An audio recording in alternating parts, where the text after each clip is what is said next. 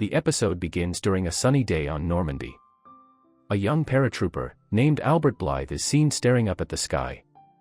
3 men walk by.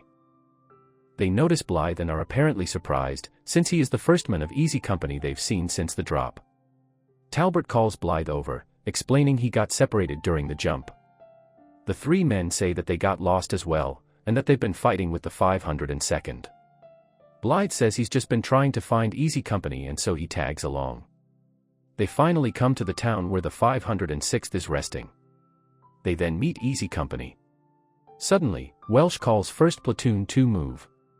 As they square away their gear, he tells them that they are taking the town of Carentan, so the army from Omaha Beach could link up. The next day, easy company approaches the town of Carentan. After taking one last look, he checks his watch, turns to Welsh, and tells them to go. 2 men are gunned down from the machine gun burst, and the rest of the men hide in the ditches as more machine guns fire at them. Lewis and Welsh find cover behind a house. Buck Compton and Winters get the men up out of the ditches. Blithe lags behind, but Winters pushes him up. More men are killed in the charge. Hubler and Lewis break into a building, but find only a family hiding.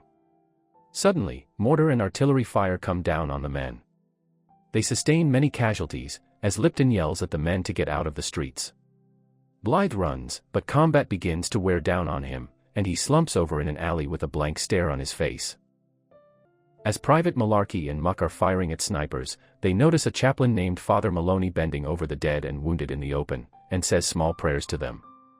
As the Germans retreat, Private Gordon and his assistant gunner fire at them from a building with their machine gun. Winters walks over to Colonel Strayer, Lieutenant Nixon, and the rest of battalion staff. Strayer asks if it's safe and Winters says yes. As they leave, a sniper fires at Winters, and a piece of it ricochets into his leg. Winters grunts in pain, as he leans on a wall. After capturing Carentan, the casualties of Easy are being treated. Doc Rowe is seen treating Winters' leg wound. He tells him that he's lucky that it's a ricochet. Winters then notices Blithe sitting on the floor, back against a wall with no expression on his face. Winters asks what's the matter with him. Rowe tells him that he can't see. Winters talks to him, and asks if he can see. Blithe says no, he just blanked out. Winters tells Blithe to take it easy. As Winters leaves, Blithe puts his hand on his face. He can see again and is not sure what happened. While Easy Company is marching, a machine gun fires at them. Soon, mortars begin firing as well. They all take cover among the bushes. Blithe hides in a foxhole, as men return fire. That night, the Germans on the other side of the hill sing songs, as the 2nd Battalion try to stay awake. Sergeant Martin and Private Blithe are seen sharing a foxhole. Welsh comes over, to switch places with Sergeant Martin. He asks Blithe what happened at the aid station. Blithe says that Rowe called it hysterical blindness. Welsh leaves to join Winters, who explains the situation. Blithe then spills his heart to Speirs, and says that after he jumped, he slept in a ditch, and that he didn't try to find his company. Speirs tells Blithe in order to be a real soldier, you have to accept that you're already dead. Blithe listens, and contemplates. The next day, they are suddenly ambushed by a German force supported by tanks.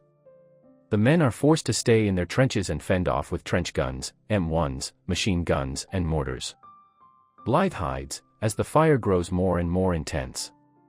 Meanwhile, Colonel Strayer and Captain Nixon spot Fox and Dog companies retreating. Casualties mount, and Blithe breaks down and starts sobbing and screaming. Winters comes over and encourages Blithe to get up and return fire. Blithe, still crying, gets up and fires away with his M1. He then stares at Winters, who is firing with no trouble at all. This gives Blithe reassurance and he begins to get a hold of himself and help fend off the attack. The men continue fighting when Sherman tanks from the 2nd Armored Division arrive and destroy most of the German tanks. The men cheer, and press the attack. The Germans retreat, and one stays behind to fire another shot. Blithe, however, spots him, and shoots him. Easy Company is victorious. Fox and Dog Company then return. Blithe walks into the direction of the German soldier he shot. He then finds him lying dead. In his coat pocket, he notices a flower. Blithe picks it up, and puts it in his own coat pocket. On D-Day +25, Welsh and Nixon are seen leading a patrol. They take cover behind a cabin.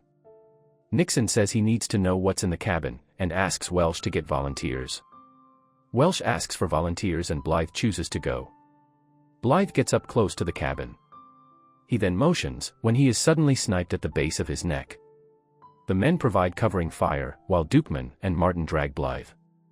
While Rowe treats him, Winters comes and informs them that they are pulling them off the front line, and will then head back to England. Blithe is later sent to a hospital where he stares up into space with a blank expression. Lipton then comes and announces that they are moving back to the front lines, and won't return to England yet. At the end, it reads that after Easy Company was pulled off the line, they had lost 65 men. It says that Blithe died in 1948, when actually he recovered from his wound, and died in 1967 while on active duty.